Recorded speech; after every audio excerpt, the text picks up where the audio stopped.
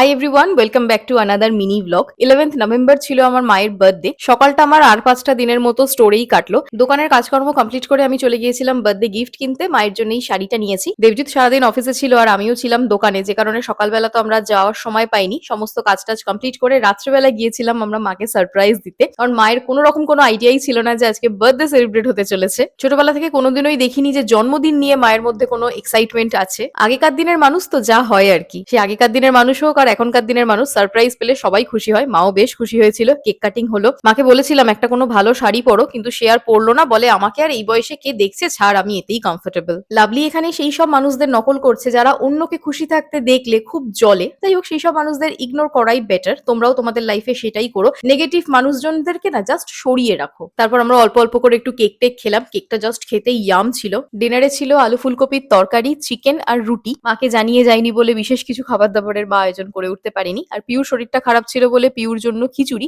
এই খিচুড়ি থেকে আমরাও ভাগ বসিয়েছি, কারণ এই চালে ডালে খিচুড়িটা আমার প্রচন্ড প্রিয়। আর এই হালকা ফুলকা ডিনার দিয়ে আমরা আমাদের বার্থডে সেলিব্রেশন কমপ্লিট করি। তোমাদের ভিডিওটা কেমন লাগলো আমাকে কমেন্ট করে জানিও। যদি ভালো লেগে থাকে তো প্লিজ একটা লাইক করে দিও।